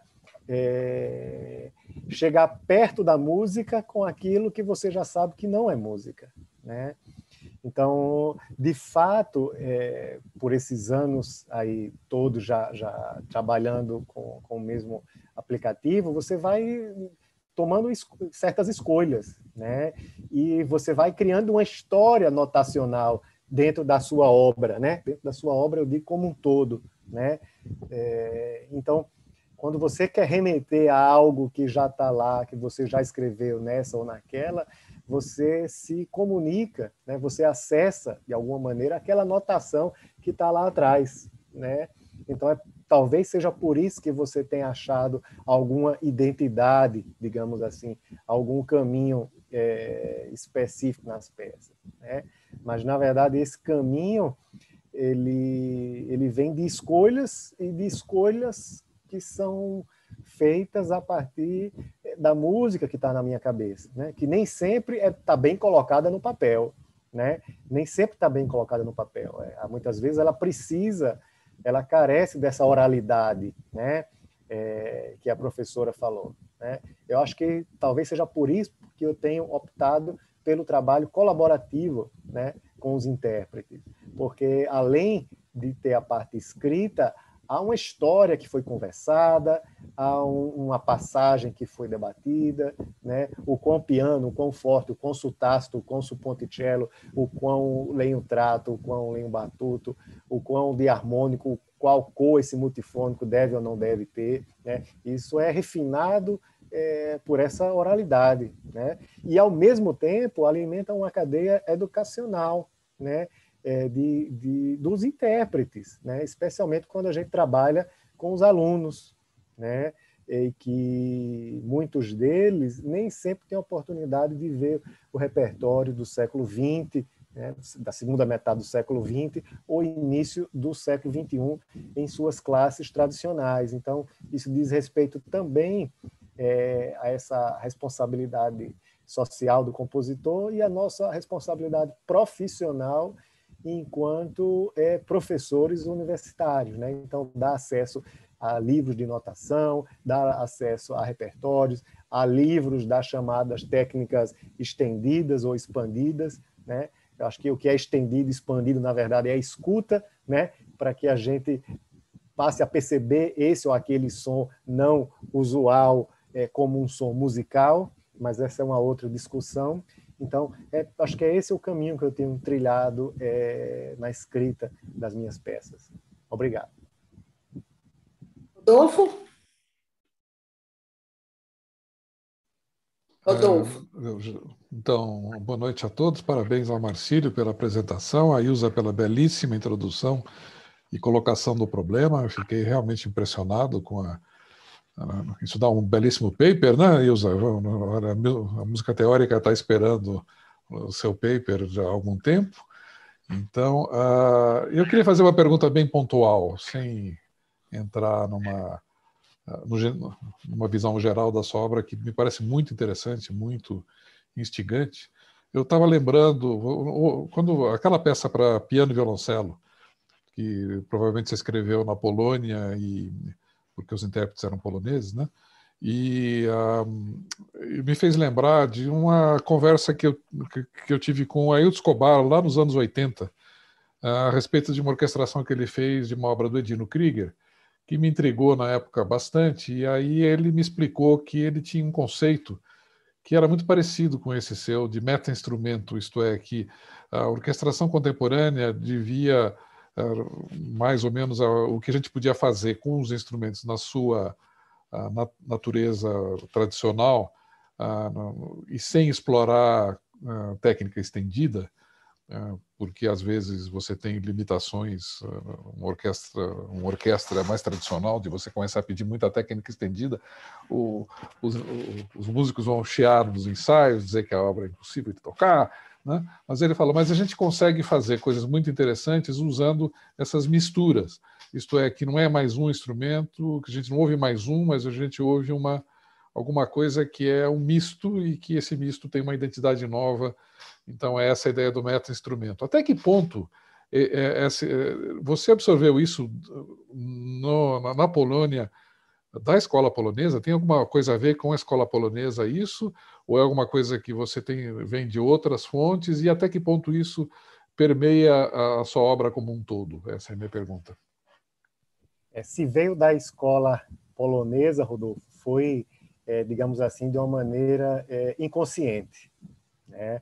É super interessante essa sua pergunta, mas de fato, parte de uma preocupação textural, né? Assim como foi a escola polonesa, por assim dizer, né? Aquelas massas sonoras do período sonorístico de Penderecki, Lutosławski, né?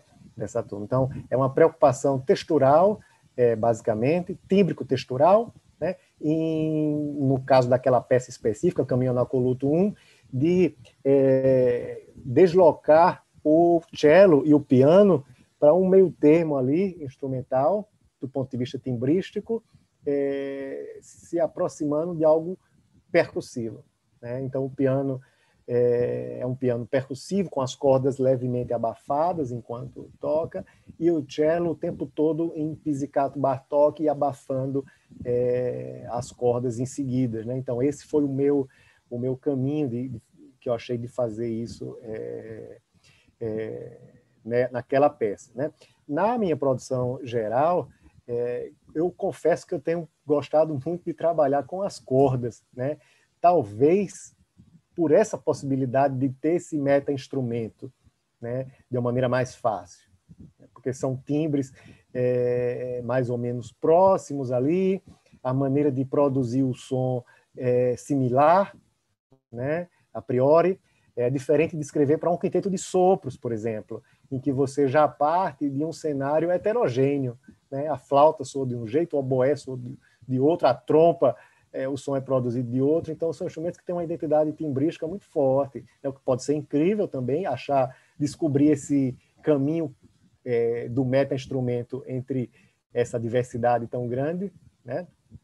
Mas eu tenho preferido fazer isso com instrumento de cordas, né? Até pelo pessoal daqui, o pessoal local daqui, ter, assim, enfim, ter uma demanda de peças, seja para a orquestra, né, para a OSUF-PB, a Orquestra Sinfônica da Universidade, que a gente tem essa parceria com o Laboratório de Composição, seja os alunos de instrumento mesmo, que pedem obras, enfim, né? Então, acho que foi um caminho, assim, que eu comecei, eu acho, já lá atrás, em 2006, uma peça para quinteto de metais, piano e percussão, chamada Chamber Echo, né?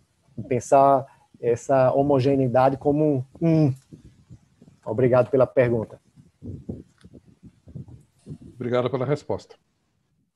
Olha, eu estou vendo aqui um especialista em cordas na nossa sala, que é o professor Balzísio. Olá, boa noite, professor Balzísio. Não é? Enfim, você ouviu agora, Marcílio, falar da tendência dele pelas cordas, não é? E eu também gostaria de lhe perguntar, professor, se na sua experiência longa com alunos e com grupos, né, de câmara, se os compositores têm se aproximado não é isso? Se eu tenho tido essa oportunidade de interagir com compositores na notação ou na concepção de timbre para violino ou para conjuntos de corda, de câmara. Boa noite a todos. Não, infelizmente, esse contato não tem sido feito, por isso ou por aquele motivo. No tempo em que nós tínhamos um grupo em São Paulo, chamado Grupo Nexus, que a gente fazia música contemporânea, sobretudo, vamos dizer, pós-Schoenberg. E aí sim. Mas dentro do meu convívio universitário, por isso ou por aquele motivo, eu não tenho tido muito contato, infelizmente. O professor Bozizzi, eu acho que ele está sempre disponível a dialogar sobre o instrumento e seria um parceiro interessante para muito compositor. Nós temos aqui, no estado do Rio, a Ana Oliveira, que é violinista na escola da Orquestra Sinfônica da UF, em Niterói. Ela é uma especialista nisso e tem executado bastante coisa nesse sentido. Inclusive, na tese de doutorado dela, eu fui banca, foi muito, muito interessante, e ela já publicou um trabalho a respeito disso, muito interessante. Ana de Oliveira. Boa informação. Gente, eu acho que estamos já quase a 2 horas de conversa, né? E eu posso garantir... Professora, com licença, eu acho que a professora Salomé está com a mão levantada, talvez. Bom, foi uma aula magistral, né? A começar pelo quadro que a professora Ilza fez, concordo com o professor Rodolfo, e que merece um alentado trabalho, né? Sobre o qual a gente pode aprender muito. Gostei demais da sua conferência, Marcílio, gostei demais das suas composições. Agora, aqui na minha cabeça ficou um problema. Quem é, afinal, o autor? Não é? Porque se você trabalha com um conjunto, o conjunto participa. Se a notação é objeto de tamanho escrutínio, exame, discussão, afinal, sempre, você disse, a partitura não é a música, certo?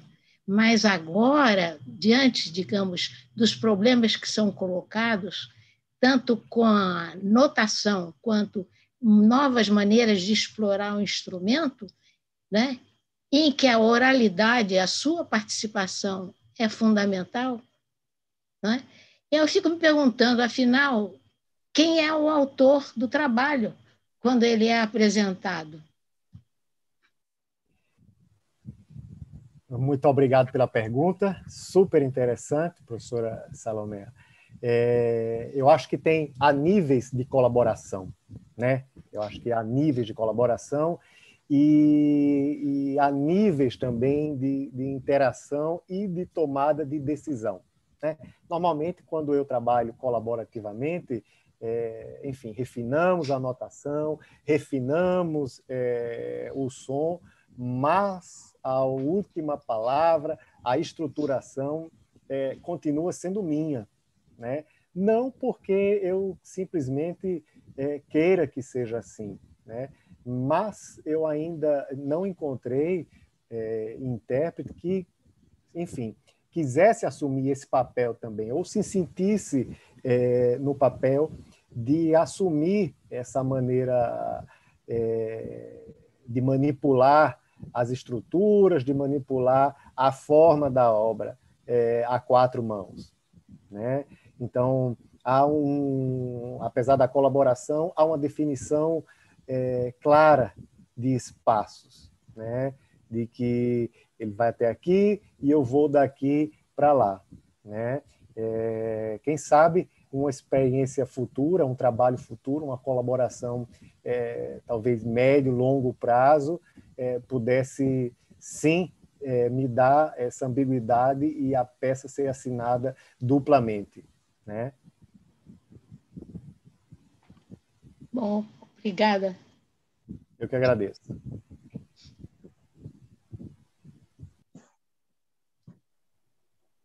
A voz da Ilza não está aparecendo.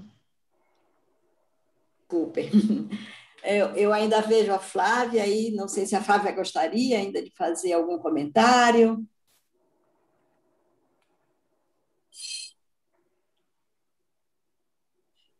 Gostaria só de cumprimentar os colegas aqui presentes, mais uma vez destacar as grandes virtudes desse encontro, desde a preparação do Manuel Correia de Andrade, que trouxe o perfil da Ilza com muito carinho, falar também sobre a apresentação da Ilza, que foi formidável, e conhecer um pouco da obra do Marcílio.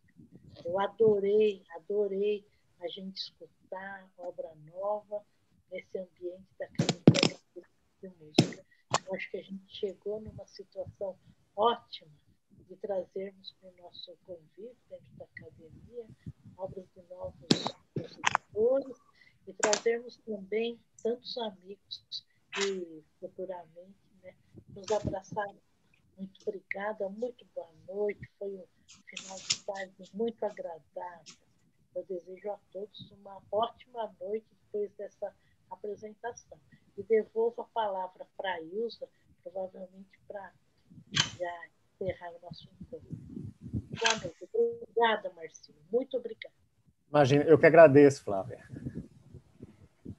Eu agradeço, então, a todos os presentes que tornaram esse diálogo tão produtivo, né? Nós iríamos longe, longe se continuássemos com esse grupo, nos estimulando mutuamente, né? Infelizmente, o relógio nos mostra a hora de tomar uma sopinha, talvez. Marcílio, muitíssimo obrigada, foi uma interlocução brilhante e eu espero que todos tenham apreciado como eu apreciei também. Eu não tive acesso ao chat para ver se alguém fez alguma pergunta, não sei quem teve, e se ainda vamos olhar isso. Eu pergunto à Valéria ou ao Manuel, que está como moderador da sessão, se nós podemos concluir. Eu penso que sim, eu acho que temos... foi coberto um leque muito amplo, foi uma belíssima sessão. Eu acho que nós podemos, talvez, terminar aqui parabenizando a todos. Obrigada a todos e um grande abraço e uma boa noite. Boa noite. Obrigado.